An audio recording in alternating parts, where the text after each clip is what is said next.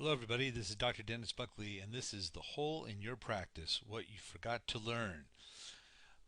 My name is Dr. Dennis Buckley. I'm an April 1993 graduate of LACC. I've been in private practice in Pasadena, California for over 20 years, past president of the California Chiropractic Association, past chair of the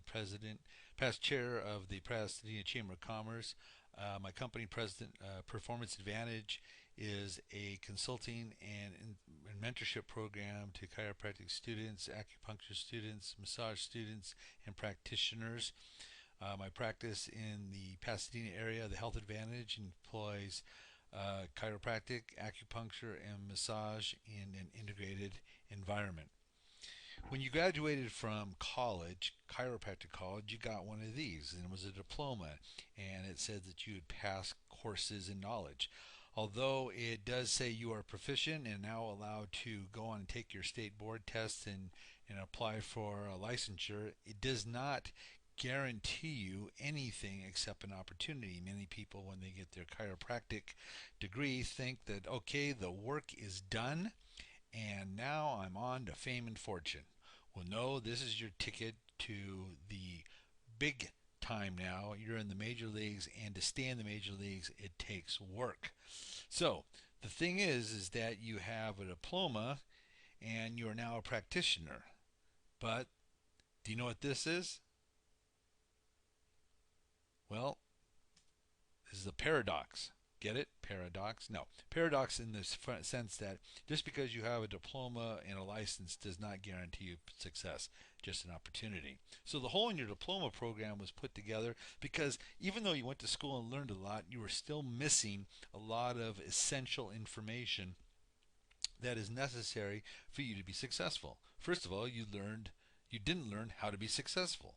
Although, if you know what to look for while in school, you can develop the habits and you can develop the actions and the mindset that are common to all successful practitioners.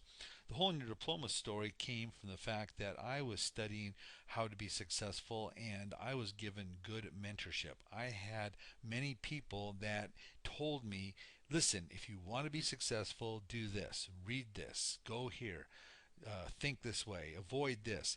And I took their advice, and you know something, it worked. The problem was it worked differently for me than it worked for other people, and I wanted to know how I could be better.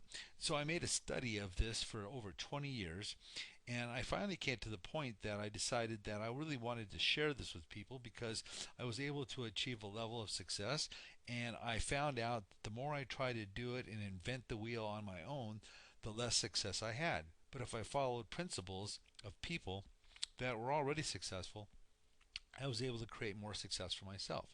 So the Hole in Your Diploma story became a book, and then it became a mentorship program. I interviewed over 80 successful doctors of chiropractic and other practitioners that I talked to in other fields about what they were like in school. Why did they become a chiropractor? Why did they become an acupuncturist? Why did they become a massage therapist? What were they like in school? What were the habits that they learned or had already while they were in school?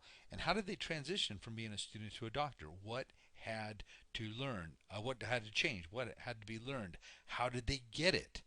Because a lot of times you hear, well, you should do this, this, this. The question is, how do you get it? How do you do that? Well, you can model. You can follow in other people's footsteps, and that's what I did. The Hole in Your Diploma now is a program and a book and now this PowerPoint and this presentation you're hearing to share with you the habits and principles of the most successful people in the world. So, what is the hole in your practice? Well, one of the things you must come to an absolute acknowledgement is this, that the success or the failure of your practice lies directly in one area, and that one area is you. You are either the success or failure of your practice. So the hole in your practice, it's you. So one of the things that brings success are habits. So what are habits? Well, habits usually follow a simple procedure.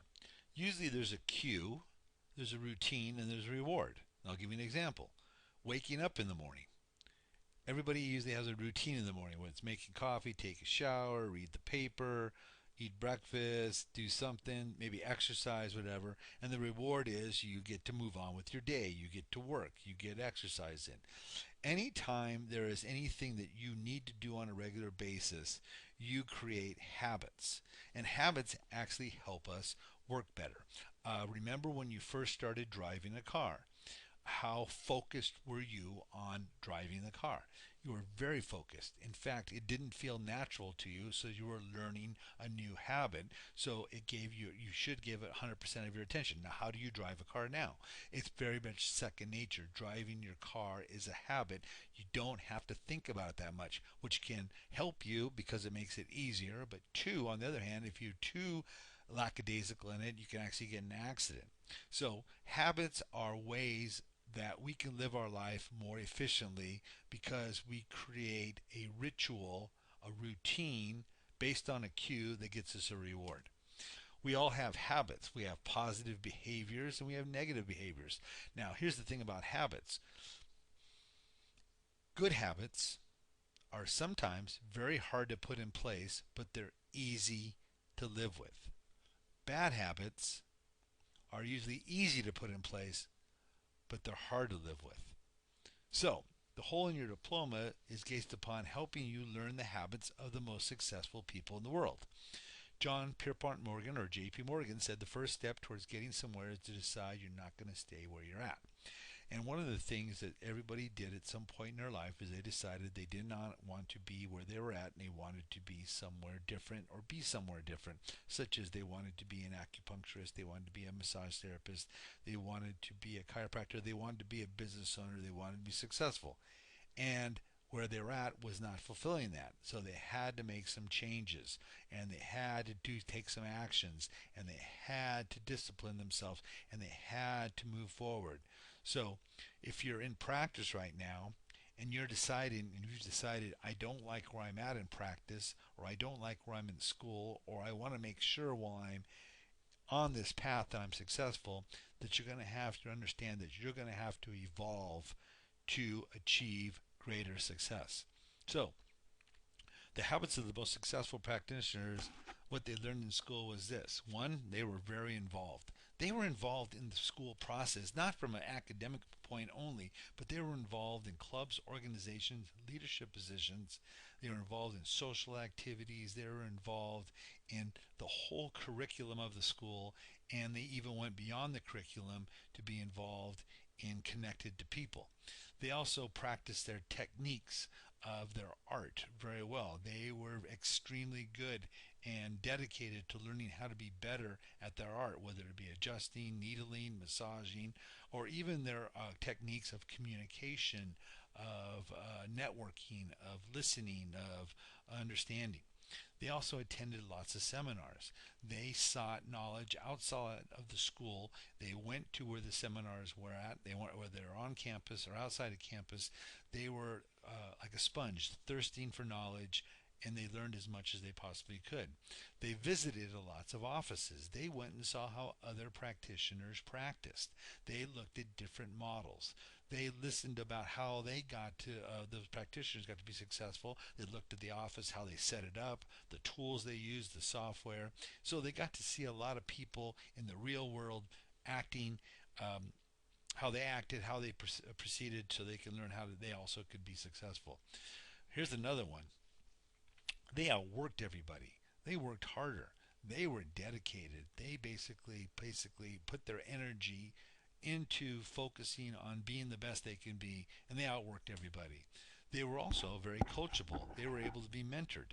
They were able to listen. They said, "I don't," they were open to feedback as opposed to criticism, and they didn't take it personally. They wanted to be better, and they asked, "How could I be better?" And whoever told them that or showed them that, they embodied it and practiced it. They also had passion for what they were doing. This was what got them over the bumps in the road, and there will be bumps in the road. There will be challenges, but their passion really drove them. What they wanted for themselves and for others was greater than any obstacle they encountered. They also had vision. They knew what they wanted to create or had an idea about it. They wanted a better life. They wanted to help people. They wanted to see themselves really making a difference. They had this vision. They learned about what would be exciting for them on how they can exist on a day-to-day basis. And they thought their vision, and they basically looked at other people's visions, and they looked at what was possible, and they put it into writing, and they put it into their daily mantra, they put it into their actions, they put it into their activities. And they also were very good at networking. They basically figured out how they could connect with people. Dr. Fabrizio Mancini, past president of Parker College of Chiropractic, said his secret to success was two things: never miss a class and never miss a party. At the class, you're paying for the education. At the party, you're learning how to network and connect with people. This is a people to people business. You got to be able to connect with people. Learning how to network and how to connect with people creates equity. It creates what's called um, an equity that you can use as far as your connection equity. If you know everybody, you are a center of distribution. People will go to you for resources. If you can be good at networking and understanding who all the players are, who needs who, putting people together, it will create for you a wonderful environment which you can thrive. They also enlisted the 7 Habits of Highly Effective People. This is a highly recommended book because the fact is that it applies to every area of your life. The 7 Habits is a book that actually was very, very influential in my life, and I still try to embody the 7 Habits every day in my life. It's not easy, but when you are able to do it, it's really wonderful. The 7 Habits are basically based upon a paradigm of a private victory, a public victory, and then basically keeping yourself sharp. At first, when we're born, we are very dependent. When you're born as a child, you're pretty dependent upon your parents. And as you grow older, you become more independent. And as you become independent, then it can actually lead to a thing called interdependence. The private victory involves you mastering yourself, about getting yourself to be disciplined by being proactive, understanding that there's a prioritization to achieve success by basically putting first things first.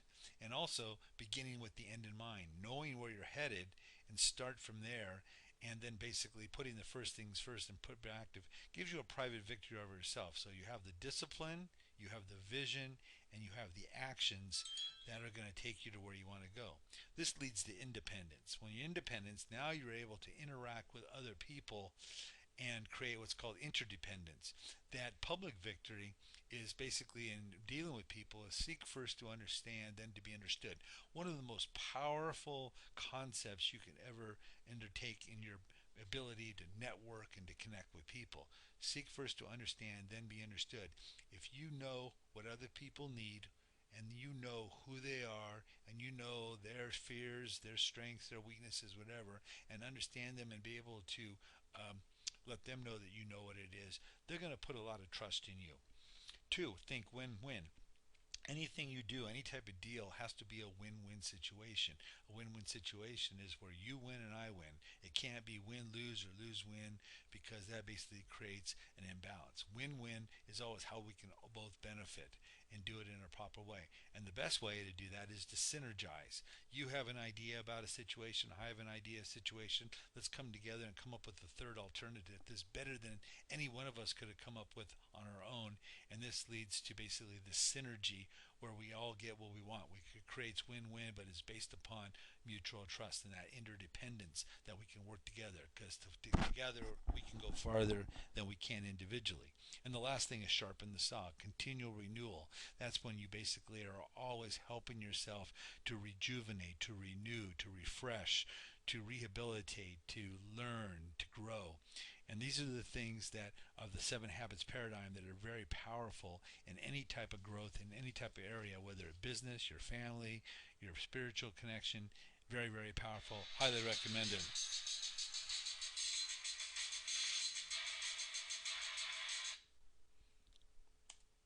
So, how can mentor traits be developed while in practice? Well, first of all, if you're in practice or if you're in school, you can model. You can learn from other people. Like I said before, going out and finding people who are doing what you want to do, finding people that are being successful in the areas you want to be successful, and find out what was their journey like. What did they do? What did they read? What do they say? What do they do on a regular basis? Model their opportunities. Look for opportunities also. Successful people are always looking for opportunities to help others. Successful opportunities helping others will go much further than opportunities to help you, because when you help other people get what they want, they'll help you get what you want. Unsuccessful people are always asking what's in it for me. So if you can come from a point of view of asking how can I help you, you will go farther than what's in it for me. Make a study of success. There's lots of books, there's lots of programs, there's lots of ways of studying what successful people do on a regular basis. And it's a matter of always renewing and learning on this aspect. Hang out with successful people. Basically, the habits of successful people is contagious.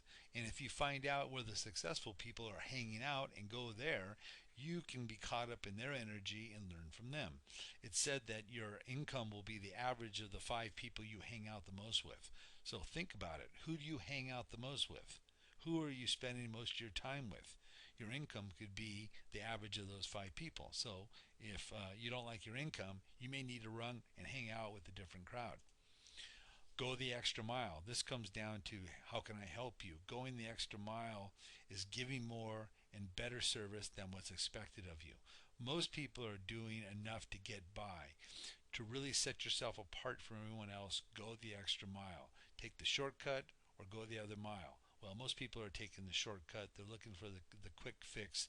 They're looking for a way to get around the hard work and the discipline. But the real successful people are doing the opposite. They're looking how they can do it better, do it with more a better attitude, and do it in a pleasing manner.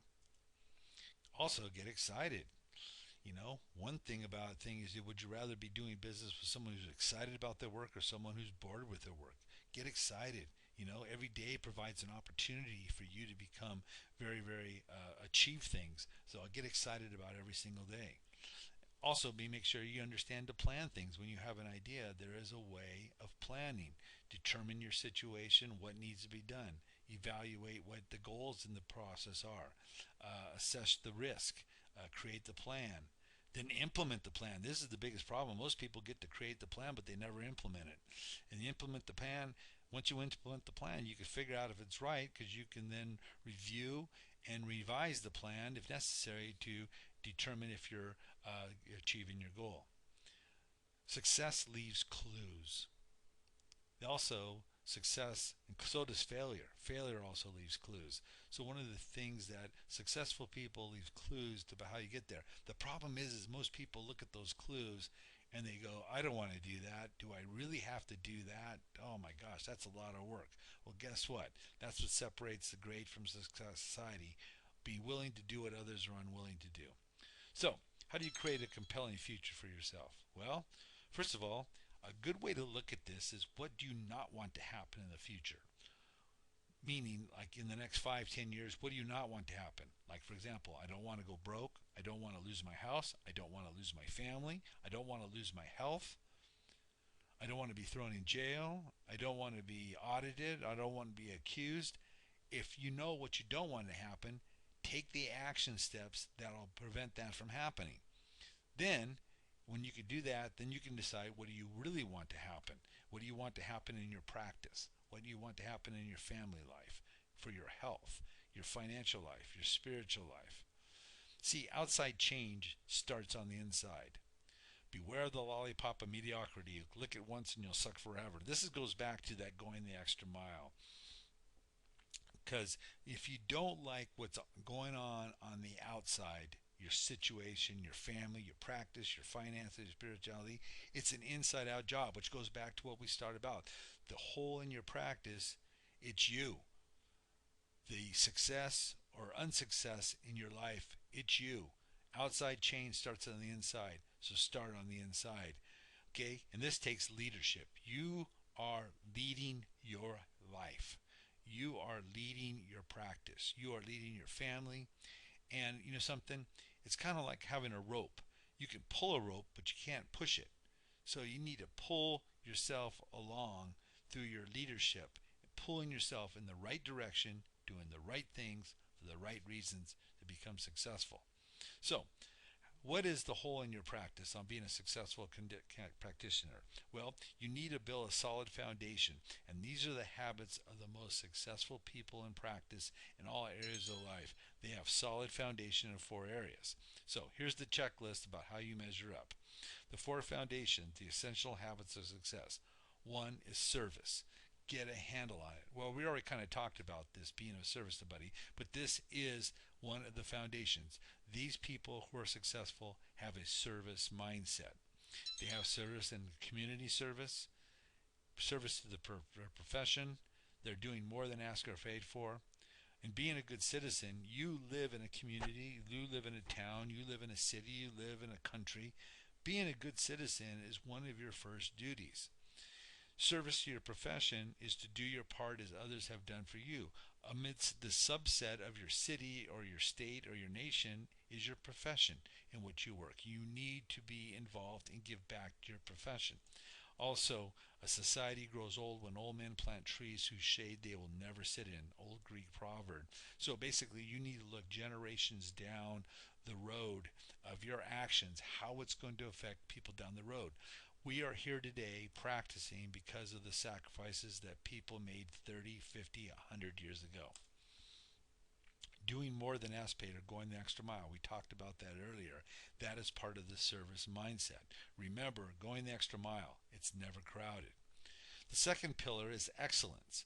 You always have to give 100% because if you don't, someone someplace will give 100% and will beat you when you meet.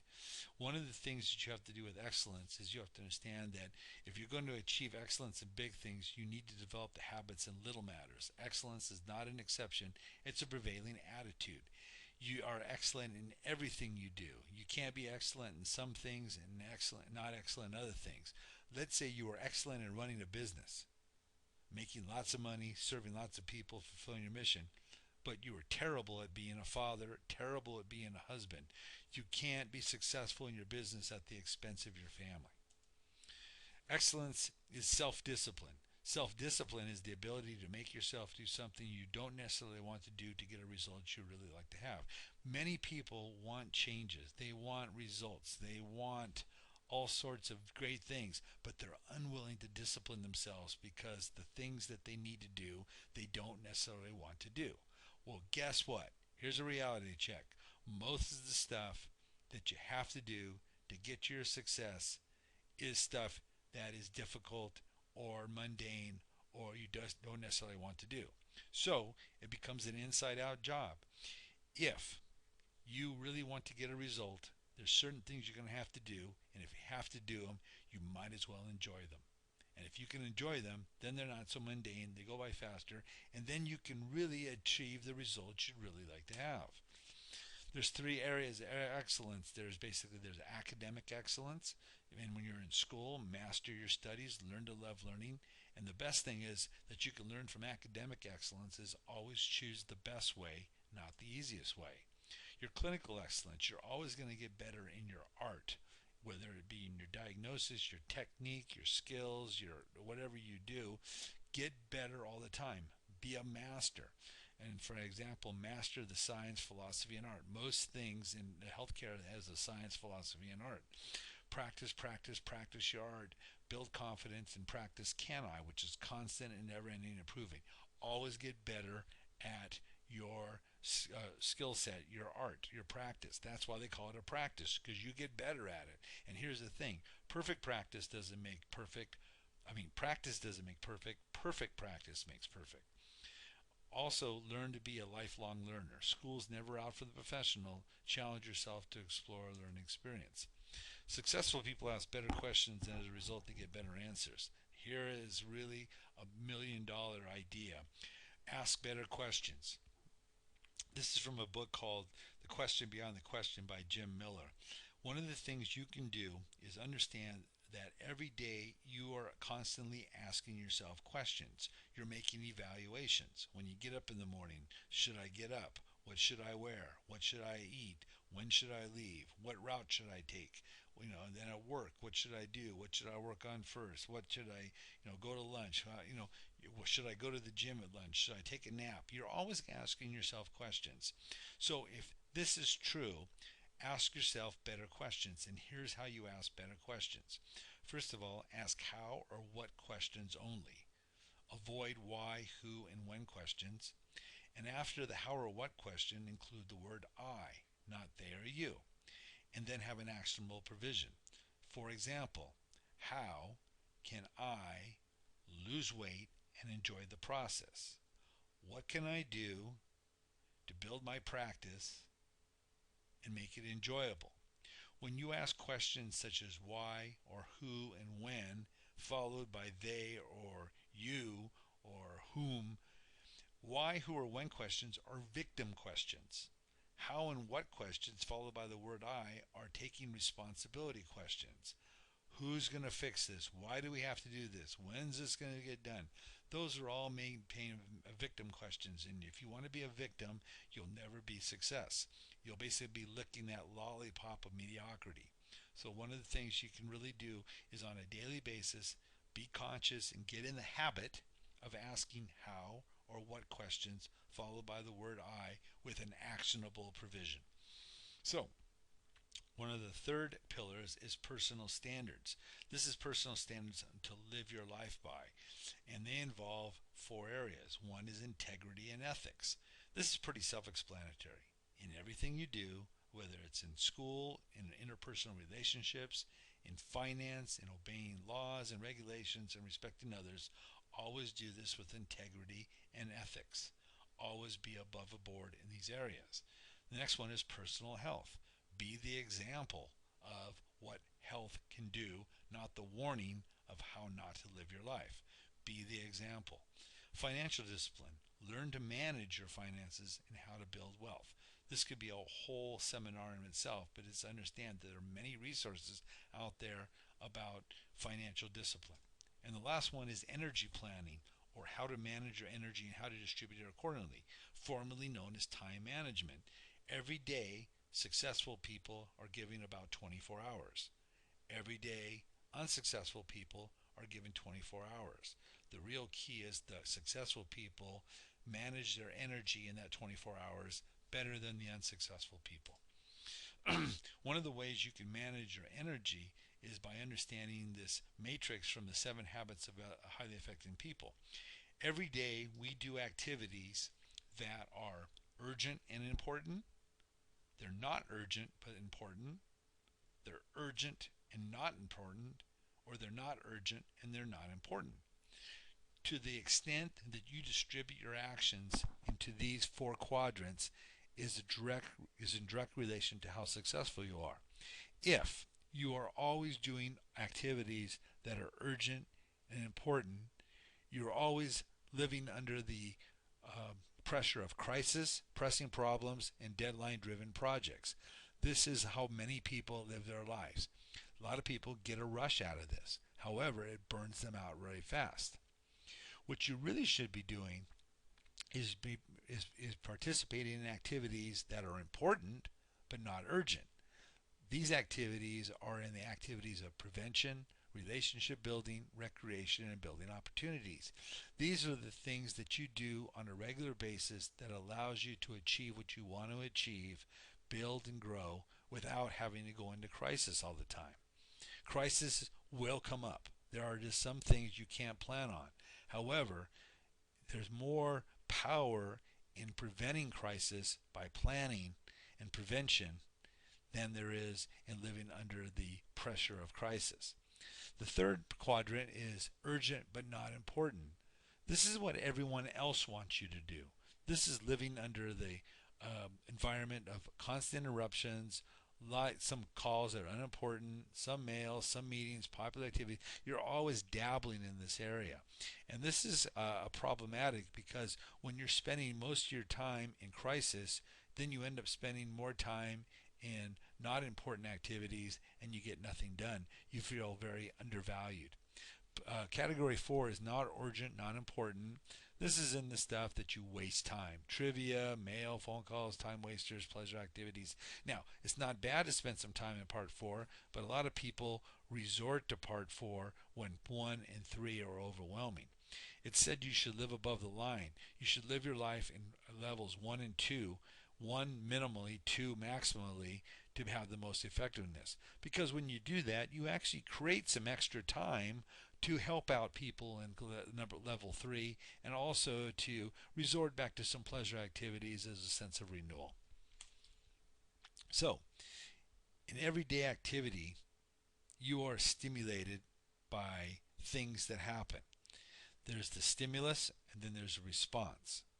In between the stimulus and response is a gap, and in that gap lies your power. The proactive model says that you have the freedom to choose based upon self-awareness, imagination, conscious, and independent will. The bigger that gap between stimulus and response, the more power you have. Most people have no gap between stimulus and response. It's always reactionary. And reactionary usually has problems, because that's when you say things you don't mean, you engage in arguments, you justify your actions, you are creating stress in your life, and you have regrettable actions. So understand that you have the freedom to choose, and in that choice lies your power, how you're going to act. One of the pillars of personal standards is communication. This is one of your best assets and will be your ability to craft and convey a message, either written or verbal, and learning to communicate with others. This will help you build your relationships, your practice, and your life. In fact, it was maybe the strongest, the best technique in all areas of your life, whether it be your practice, your relationships, your family, and your spiritual connection. One ways that you can really maximize your communication skills is called empathetic listening. Empathetic listening is understanding where the person is coming from. Sympathetic listening is you just feel sorry for them. Empathetic listening is you feel what they're feeling. In fact, empathetic communication is the way to build trust. If you're trying to seek first to understand first before being understood, you listen empathetically, meaning you put yourself and you get to the point where you understand their point of view so well that you can repeat it back to them with the same type of passion and understanding. Because when you understand where they're coming from, then you can basically have a better way of creating that third alternative. The last pillar of the 4 pillars is entrepreneurship. This is the business part of the practice. There's 4 parts of entrepreneurship. There's public relations. Public relations is how you are known in the community. Public relations is how to position yourself and be known, bringing positive attention. The second aspect is networking. Once you're known somewhere, you start to meet the people that are there, and you can network with them. Networking involves learning about them, who they are, what they want, and how you can serve them. Networking is how to connect with others and build relationships, and how to cultivate these relationships. Marketing. Marketing is what you do next to the people that you know. 1, it's 2, how to attract visitors. 2, how to convert these visitors to customers. How to retain and grow, and measure and optimize. One of the things about marketing is that people get PR and marketing confused. PR is a way to get known. Marketing is a way to create results. Marketing is how to bring the business to you and how to meet the needs of the marketplace. C, what would you rather do business with in sales? Here's the last part. A salesperson versus a trusted advisor. One of the things is that a salesperson can help you complete the transaction. A trusted advisor is someone that salesperson becomes after you start doing business with them, because you trust them and they have your best interest at heart. Sales is how to convert opportunities into clients. In any type of business, of entrepreneurship, there is a thing called the funnel. It's called the sales funnel. And if you can use our 4 pillars, we can convert them into this funnel. Awareness means people learn about you. These are the people that don't know you, and usually you do that through networking and PR. You get to meet people. And then once they get to know you and know about you, they can have the consideration of you can now market to them. You can now network with them. You can understand about them. And then as you market to them, you convert them from people you know to people you are doing business with. And as you do business with them and they convert from not only being a entity to a known entity, such as a client, you now have a property, you have the power to convert them into people that pay, stay, and refer, and that's the loyalty. And then they become advocates. They're out there introducing you to more people through the awareness. One of the bonus success traits of all the successful people throughout history is the mastermind group. Mastermind group is the common trait of successful people throughout time has been the synergy, there's that word again, of people coming together to help each other. The mastermind is a powerful way to build your business and help others build theirs. Mastermind is like what it says in Proverbs 27:17, as iron sharpens others, so one person sharpens another. Coming together under a spirit of cooperation to help each other. A mastermind is a way for people to not compete with each other, but to collectively help each other become more successful. So, what's going on in the healthcare industry now that you can apply all these things? Well, in God we trust, with all others, let's check the facts. Here's what's going on in the health industry, since this is being directed towards healthcare practitioners. The U.S. life expectancy is rising, and it's expected to rise over the fastest growing population will be people over the age of 100. By 2046, there'll be over 15 million people in the United States over the age of 100. And here's the interesting thing. U.S. nutrition industry sales and growth have pretty much leveled off, but there's more people, the same amount of people are buying more nutraceutical and nutrition products. Here's one of the things is why they're doing that is a lot of people have a strong fear of going to a doc or hospital and getting injections.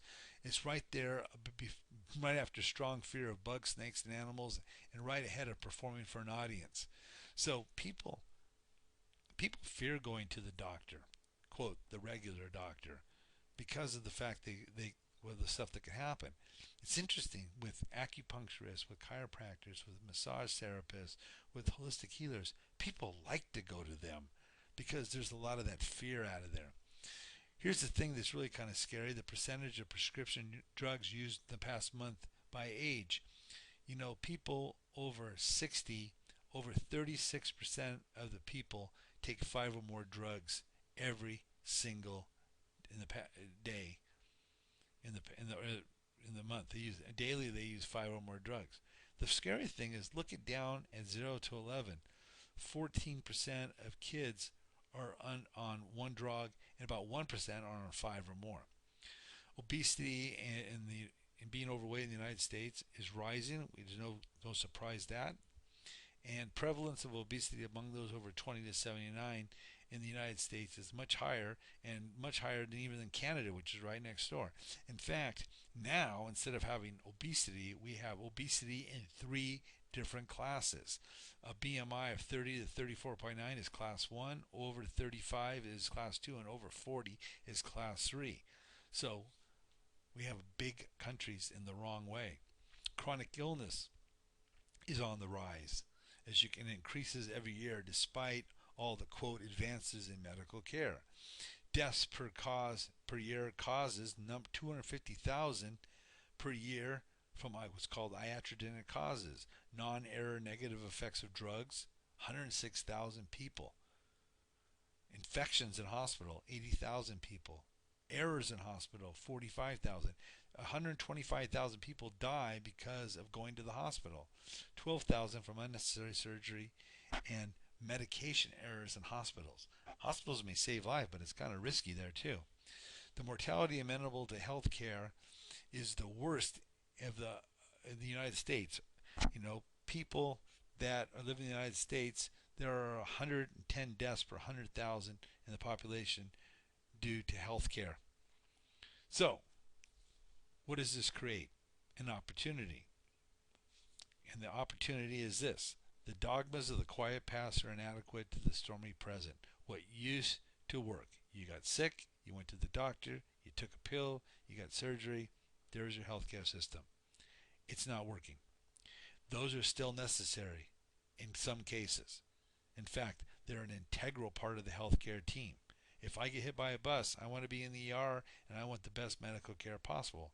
The problem is this dogma of just fixing it when it breaks is costing lots of money. In fact, what we need to do is a new paradigm of prevention, and this is where the holistic healthcare model is going to shine. The solution comes where people are looking for safe strategies. They're looking for you, they're looking for me, they're looking for strategies that they can take better care of themselves without the risk of having serious side effects. They're looking to acupuncture, they're looking to chiropractic, they're looking to the naturopath, the nutritionist, they're looking to medical doctors that are embracing safe and effective procedures. They're looking to massage therapists. But remember this: nothing fails like success. What used to work in the past does not work anymore. And so we need a new paradigm. So, what is your plan for success to take advantage of this healthcare model? What is the plan, the ideas that you have about how you're going to meet the needs of the marketplace? What plans are you going to put in place? More importantly, what actions are you going to do? Are you going to bring this information to the people, or are you going to sit in your office and just wait for people to hopefully come to you? Well, the most successful people are out there with a different plan. They have better ideas and they're taking more actions. What will your success plan look like to fill the hole in your practice? Robert Frost says, two roads diverged in a wood, and I took the one less traveled by, and that has made all the difference. One of the things that most people do not do is they do not take action, and they're afraid to go in areas that they've never gone before. But guess what? The most successful people are leaders. They're leading the way by taking action. They're leading themselves they're leading the patients, they're leading their practice, and they're leading your community. How will you lead to fill the hole in your practice? Start leading your practice, start leading yourself, start leading your community, and you'll fill the hole in your practice and you'll serve a lot of people. And most importantly, understand that the hole in your diploma program is not by saying that your education was inadequate. It's just that there's a personal responsibility. Each of us must the success curriculum that must be put in place that you can be successful. So the most important things I could tell you at the end is pass on what you've learned. Share this with other people. Go to words. Pass it. Always pass on what you've learned. Go to www.holeinyourdiploma.com and sign up for the mentorship program, doctor and student, and learn from the best of the profession about how you can be successful. But more importantly, start taking a leadership role. Fill the hole in your practice with this knowledge, and you'll be very successful and very happy, and I'll be proud to call you my colleague. Thank you very much.